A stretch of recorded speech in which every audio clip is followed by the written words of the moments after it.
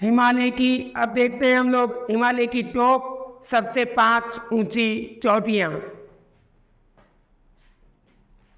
हिमालय की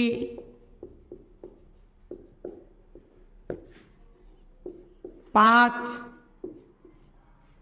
सबसे ऊंची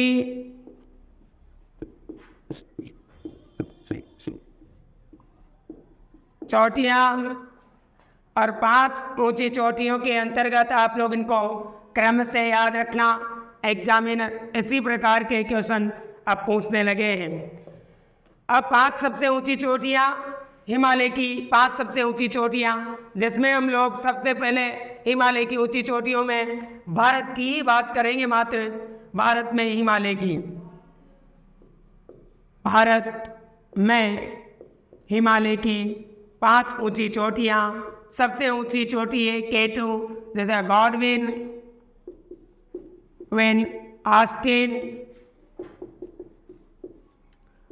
ऑस्टिन, दूसरी ऊंची चोटी कंचनजंगा नंगा पर्वत,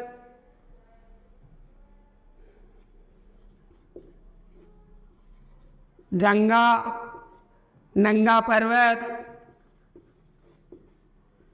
कंचनजंगा नंगा पर्वत, नंदा देवी राकापोसी, नंदा देवी राकापोसी, पोसी, कामेट,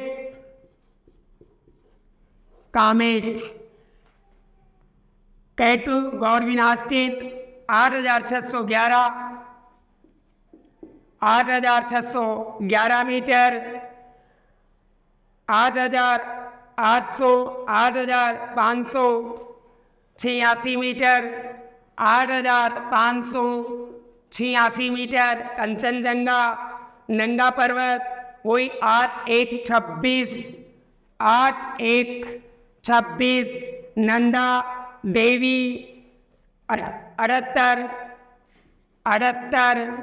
17, राकापोसी 77, 88, कामेट 77, 56। सभी चोटियां मीटर में रहेगी और सभी नदियां किलोमीटर में रहेगी।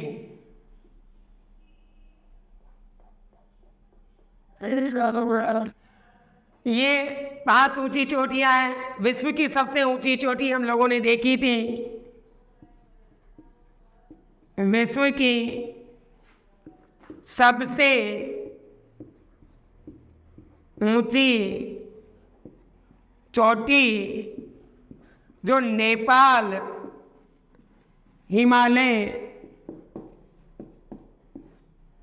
या मूल रूप से नेपाल के अंतर्गत ही विस्तृत है, माउंट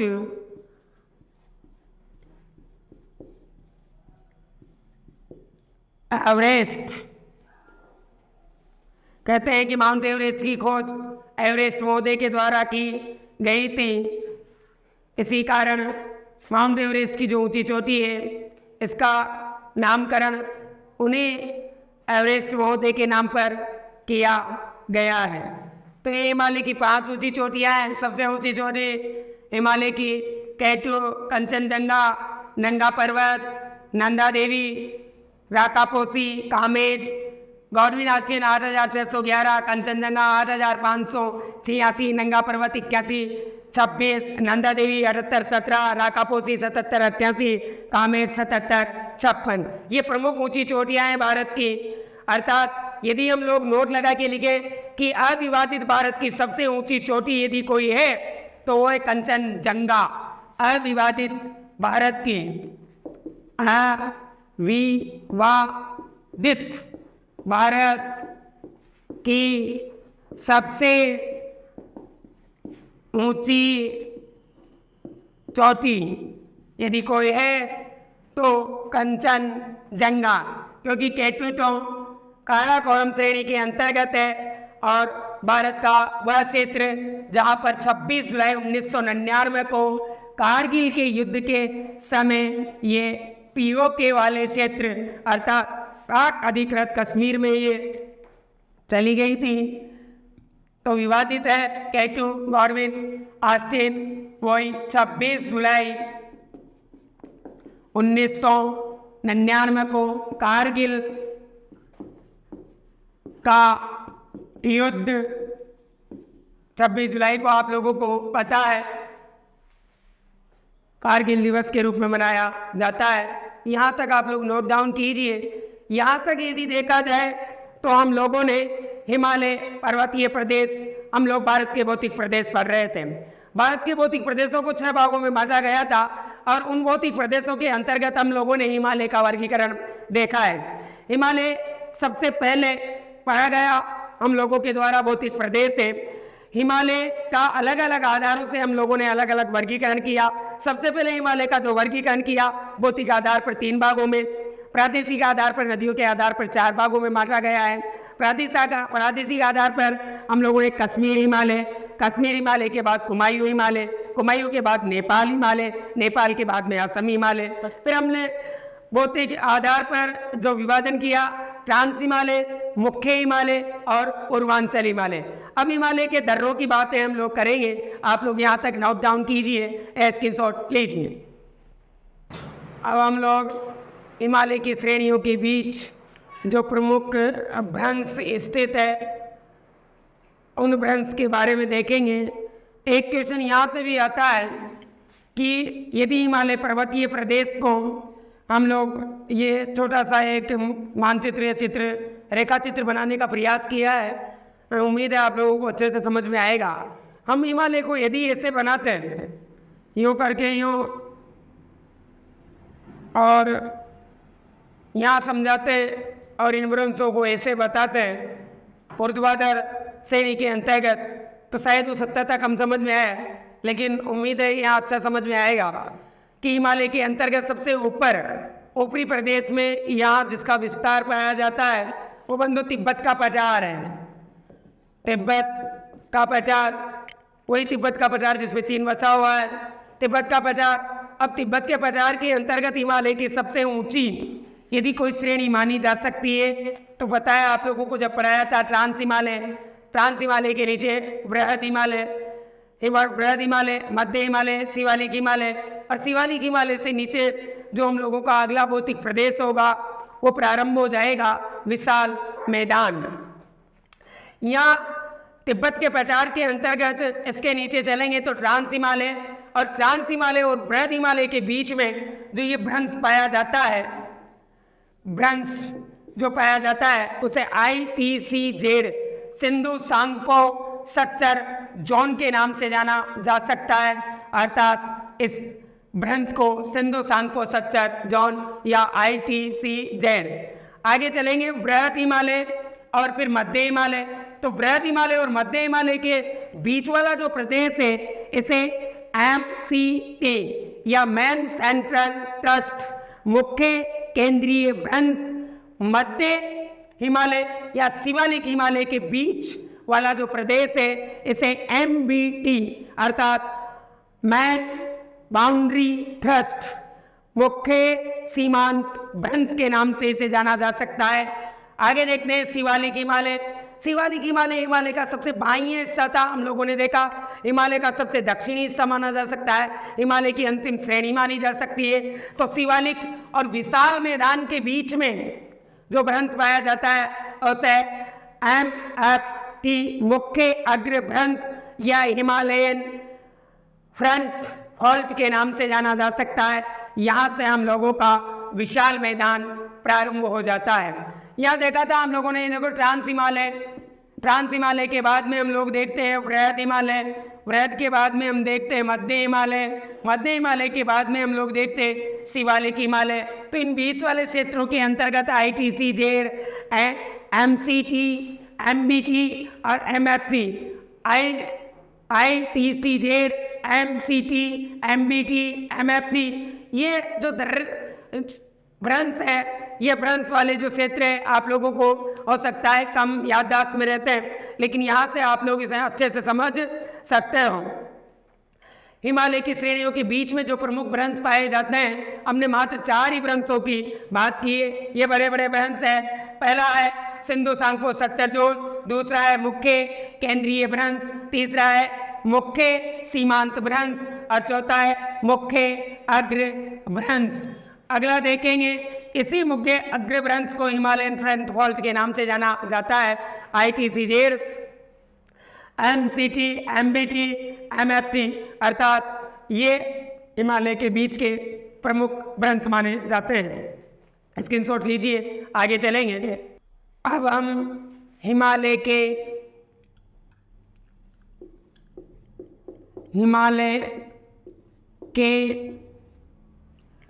प्रमुख दर्रों की बात कर लेते हैं कि कौन कौन से दर्रे हैं हिमालय के अंतर्गत। और जो दर्रे होते हैं ये पहाड़ियों के बीच की सकड़ी भूमि हो सकती है, 2 पहाड़ियों के बीच की सकड़ी भूमि जो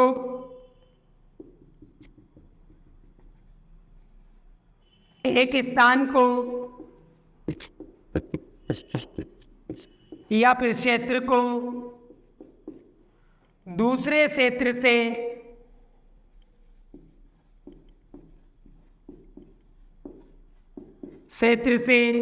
या स्थान से जोड़ती है। वो जो श्रेणी है, वो जो स्पेस है, उसे दर्रा कहा जा सकता है। तो हम हिमालय के प्रमुख दर्रों की बात करेंगे कि ये जो दर्रे हैं वो किस किस को जोड़ेंगे। जैसे कि बुर्जील का दर्रा, बुर्जील का दर्रा, ये बुर्जील का जो दर्रा है ये श्रीनगर को गिलगित से जोड़ता है। श्रीनगर को गिलगित से जोड़ता है। अर्थात जैसे हम यहाँ श्रीनगर मान लें नगर और यहाँ गिलगित,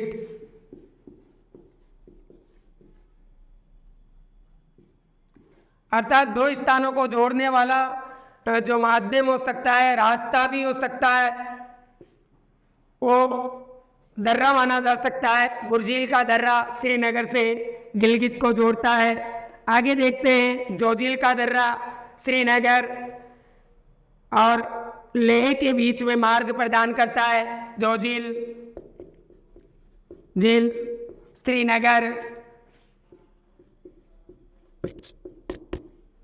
श्रीनगर को ये लेह से जोड़ता है, लेह से जोड़ता है। आगे जो दर्रा देखेंगे, पीर पंजाल का दर्रा। पीर पंजाल ये POK को, वही पाक अधिकृत कश्मीर, 26 जुलाई 1999 कारगिल का युद्ध पीर पंजाल को मूल रूप से श्रीनगर से जोड़ता है। श्रीनगर से जोड़ता है। आगे के यदि दर्रे की बात करें तो बनियाल का दर्रा, बनियाल का दर्रा ये श्रीनगर को मूल रूप से जम्मू से जोड़ता है। जम्मू से जोड़ता है। आगे दर्रा देखेंगे,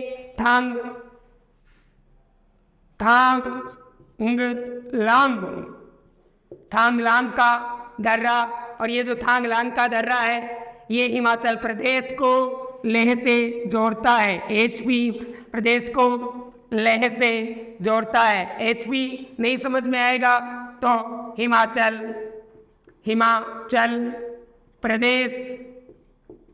प्रदेश वैसे आप लोग सब विद्वान हो, सब समझते हो, सब सीख जाओगे।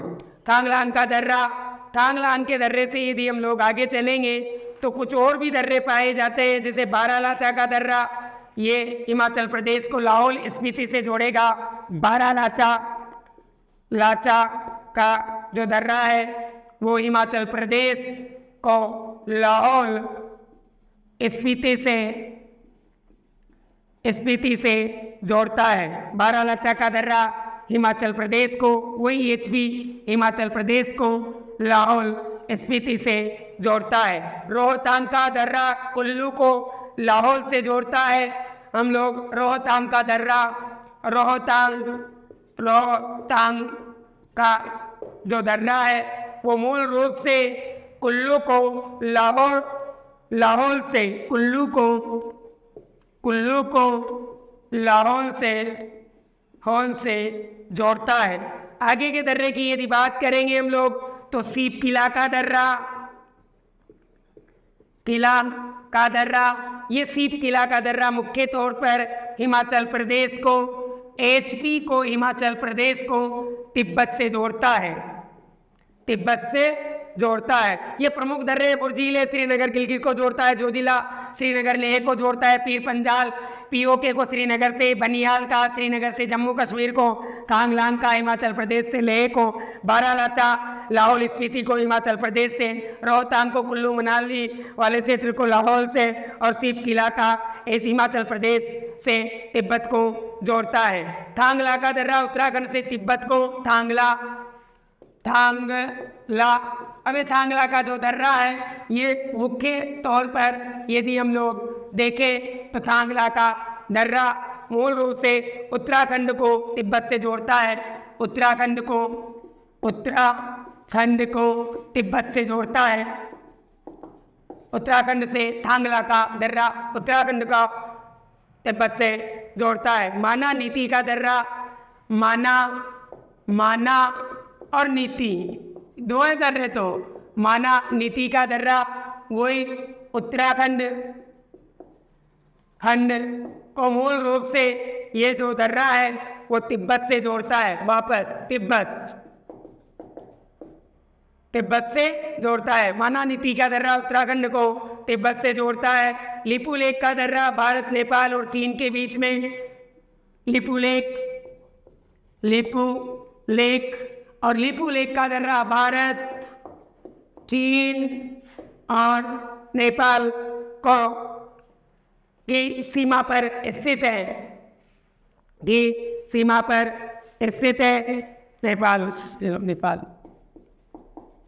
नेपाल अर्थात लिपू लेक का दर्रा भारत और भारत चीन नेपाल की सीमा पर लिपू लेक। माना नीति का दर्रा उत्तराखंड को तिब्बत से, और थांगला का दर्रा उत्तराखंड से तिब्बत को, बुर्जील का दर्रा श्रीनगर से गिलगित को, जोजिल का दर्रा श्रीनगर से लेह को, सीप किला का दर्रा श्रीनगर को पीओके से, बनिहाल का दर्रा श्रीनगर से जम्मू कश्मीर को, थांगला का दर्रा हिमाचल प्रदेश से लेह को, बारालाचा का दर्रा हिमाचल प्रदेश से लाहौल स्पीति को, तथा रोहतांग का दर्रा कुल्लू और लाहौल को, सीप किला का दर्रा हिमाचल प्रदेश से तिब्बत को आपस में जोड़ते हैं। दर्रे दो प्रदेशों में दो क्षेत्रों को जोड़ते हैं। यहाँ से कुछ दर्रे जो आप लोगों के पेपर में आ जाते हैं, स्क्रीनशॉट लीजिए या नोट डाउन कीजिए, या 2 बार सुनो, 3 बार सुनो, 3 नहीं 4 बार अपने आप याद हो जाएंगे। माना नीति लिपू लेक 3 दर्रे है ना, तो लिपू लेक भारत, चीन, नेपाल, माना नीति उत्तराखंड तिब्बत, थांगला उत्तराखंड तिब्बत, बुर्जील श्रीनगर गिलगित, जोजिल श्रीनगर लेह, पीर पंजाल पीओके श्रीनगर, बनिहाल श्रीनगर जम्मू कश्मीर, थांगला हिमाचल प्रदेश लेह, बारालाचा हिमाचल प्रदेश लाहौल स्पीति, रोहतांग कुल्लू मनाली लाहौल, और सीप किला हिमाचल प्रदेश को तिब्बत से जोड़ता है। आगे कुछ दर्रों की और बात कर लेंगे हम लोग, जैसे कि ट्रेल्स का दर्रा।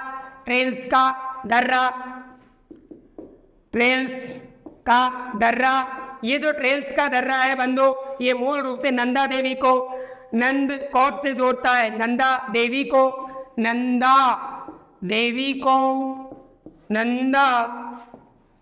कोट से जोड़ता है। 2 क्षेत्रों को आपस में जोड़ने वाला क्षेत्र ही तो दर्रा कहलाता है। ट्रेल्स नाथुला का दर्रा,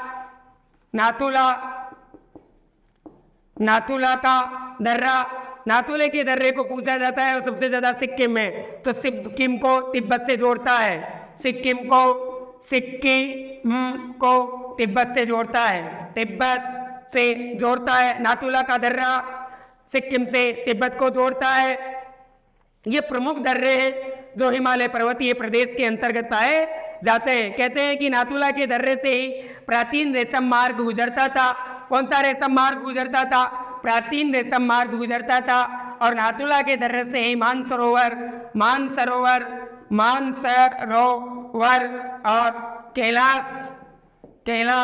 यात्रा, मानसरोवर कैलाश यात्रा इसी से ही संपन्न की जाती है। नाथुला का दर्रा कुछ समय पहले भारत और चीन के बीच में विवाद हो जाने के कारण इसे प्रतिबंधित कर दिया गया था। आज वर्तमान के अंतर्गत इसे खोल दिया गया है। आगे हम लोग बात करेंगे सुरक्षा की दृष्टि से नाथुला दर्रा अति महत्वपूर्ण माना जाता है। जालीपला का दर्रा, बोमडिला का दर्रा, यांगपा का दर्रा, दीपू दर्रा, पांगसांग दर्रा, तुजू दर्रा, ये प्रमुख दर्रे और भी है भारत के, लेकिन इन दर्रों पे आप लोगों की काम चल जाएगा। यदि आप लोग उनको भी चाहो तो जालीपला का दर्रा सिक्किम से तिब्बत को, ये लो जालीपला का दर्रा, ये जालीपला का दर्रा भी सिक्किम से तिब्बत को जोड़ता है। बोमडिला का दर्रा अरुणाचल प्रदेश से चीन को जोड़ता है। बोमडिला का जो दर्रा है वो अरुणाचल प्रदेश को चीन से जोड़ता है। किससे किसको जोड़ता है? अरुणाचल प्रदेश से चीन को जोड़ता है। बोमडिला का दर्रा अरुणाचल प्रदेश को चीन से जोड़ता है। बोमडिला का दर्रा, यांग्याप का दर्रा अरुणाचल प्रदेश को चीन से जोड़ता है। यांग्याप का दर्रा भी अरुणाचल प्रदेश को चीन से जोड़ता है। लेकिन ये जो दर्रे हैं वो सबसे ज़्यादा मुख्य माने जा सकते हैं। लिपू लेक भारत, चीन और नेपाल की सीमा पर है। मानानीति का दर्रा उत्तराखंड को तिब्बत से जोड़ता है। थांगला का दर्रा ये उत्तराखंड से तिब्बत को जोड़ता है। बुर्जील का दर्रा श्रीनगर से गिलगित को जोड़ता है। जोजिला का दर्रा श्रीनगर को लेह से जोड़ता है। पीर पंजाल का दर्रा पीओके को श्रीनगर से, बनियाल का दर्रा श्रीनगर से जम्मू कश्मीर को जोड़ता है। थांगला का दर्रा हिमाचल प्रदेश को लेह से जोड़ता है। बारालाचा हिमाचल प्रदेश को लाहौल स्पीति से जोड़ता है। और रोहतांग का दर्रा कुल्लू लाहौल को आपस में जोड़ता है। सीप किला का दर्रा हिमाचल प्रदेश तिब्बत को जोड़ता है। यांग्याप का दर्रा अरुणाचल प्रदेश चीन को जोड़ता है। बोमडिला का अरुणाचल प्रदेश चीन को जोड़ता है। ये दोनों ही बोमडिला यांग्याप अरुणाचल प्रदेश चीन को जोड़ता है। और जालीपला का जो दर्रा है वो सिक्किम तिब्बत को, और नाथुला का दर्रा भी सिक्किम तिब्बत को आपस में जोड़ता है। ये नाथुला का दर्रा सुरक्षा की दृष्टि से अति महत्वपूर्ण माना जा सकता है। ये मानसरोवर से कैलाश की यात्रा को संपन्न करवाता है।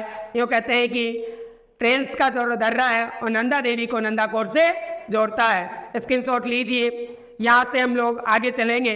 यहाँ तक के बाद में हम लोग बात करते हैं कि हम लोग भारत के भौतिक प्रदेश पढ़ रहे हैं। उन भौतिक प्रदेशों के अंतर्गत अभी हम लोगों ने हिमालय पर्वतीय प्रदेश को पूरा किया है। हिमालय पर्वतीय प्रदेश के बाद में हम लोग जब नेक्स्ट क्लास में मिलेंगे तब हम पढ़ेंगे उत्तर का विशाल मैदान।